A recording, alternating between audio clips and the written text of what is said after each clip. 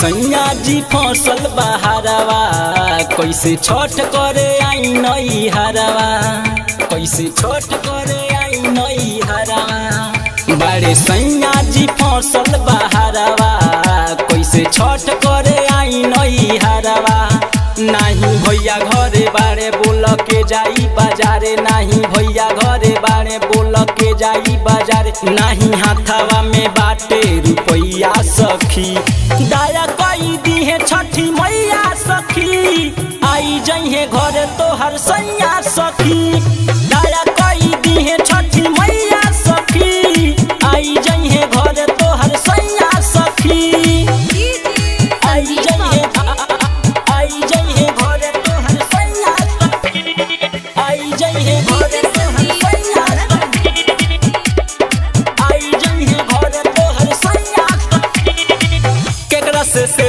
नारंगी मंगाइबे धोल गेहूं के करा से पिसवाइबे अंगना में कैसे हम कोसी चढ़ाई केकरा माथा पे हम दौरा उठाइबे केकरा माथा पे हम दौरा उठाई हो सेवा नारंगी के करा से मंगाइबे धोल गेहूं के करा से पिसवाइबे अंगना में कैसे हम कोसी चढ़ाई माथा पर दौरा हम के करा उठाई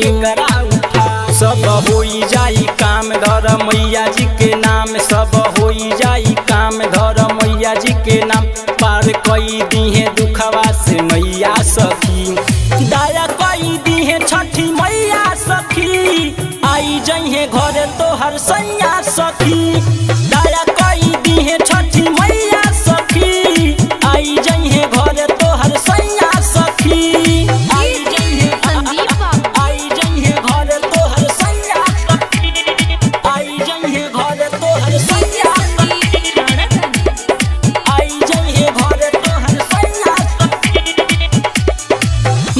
भूषण जी के पुनवा लगई ह बाते कके तू घरे बोलई ह छोटला ले छोटू के संगवा लियई ह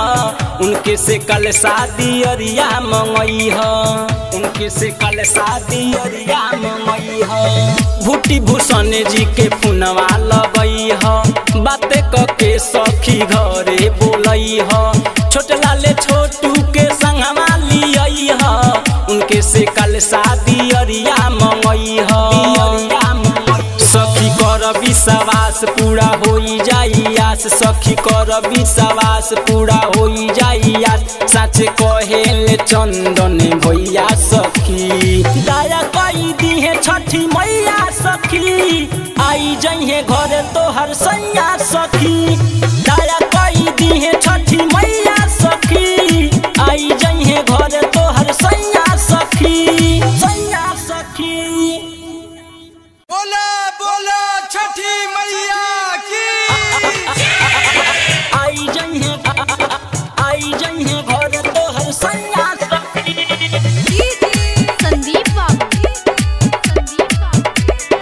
आई जइहे घरे तोहर सैया सखी छठी मैया सखी आई जइहे घरे तोहर सैया सखी बड़े सैया जी फसल बहारवा कैसे छठ करे आई नई हरवा कैसे छठ करे आई नई हरवा बड़े सैया जी फसल बहारवा कैसे छठ करे